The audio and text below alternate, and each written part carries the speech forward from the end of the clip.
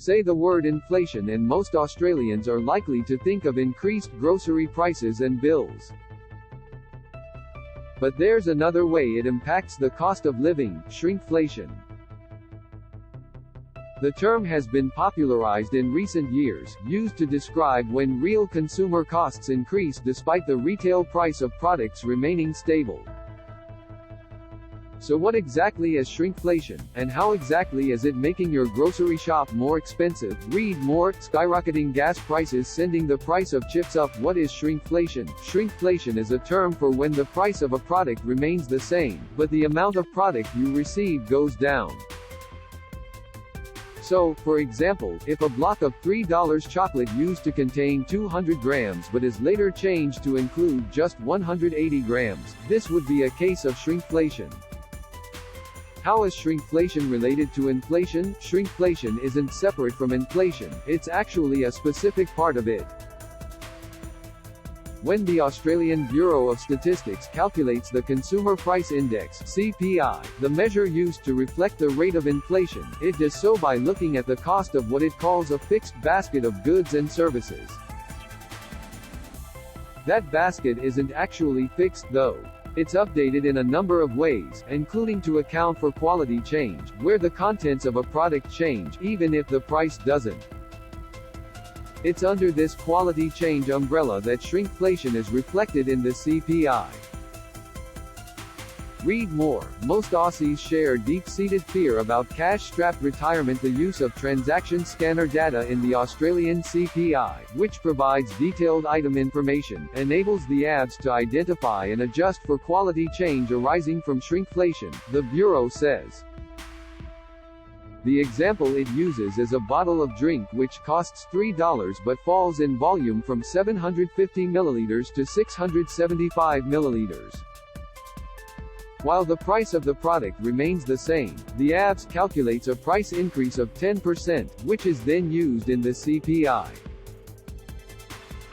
You can read more about how the ABS handles quality change in the CPI on their website. What are some examples of shrinkflation? Shrinkflation, according to the ABS, is often found in grocery products, so it's most commonly seen on supermarket shelves.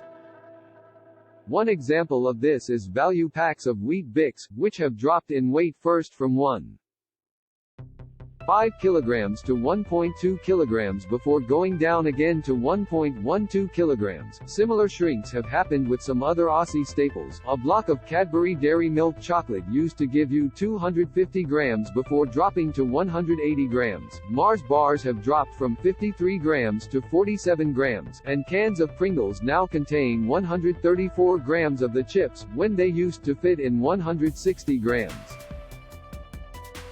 Why does shrinkflation happen? Shrinkflation is the result of rising costs for manufacturers. It costs them more to produce the product, and so the amount of product they can sell for the same price decreases.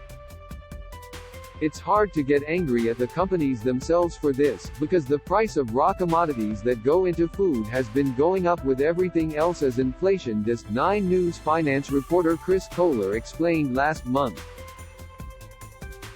Wheat, dairy, cocoa, it's all been going up, and the companies have a choice: do we jack up the price, or do we make the items smaller? Some have both been getting smaller and been going up in price. Read more. Experts offer tips for trimming your power bill over summer. Does it only apply to groceries? No. While we typically associate shrinkflation with groceries, it can happen in a range of products. ABS data released in June showed it was actually happening in Australia's property market. The size of newly approved houses shrunk by 13% from 2012 to 2021, even as property prices increased. More broadly, the ABS makes quality change adjustments to about 2 or 3% of products in its fixed basket for the CPI each quarter.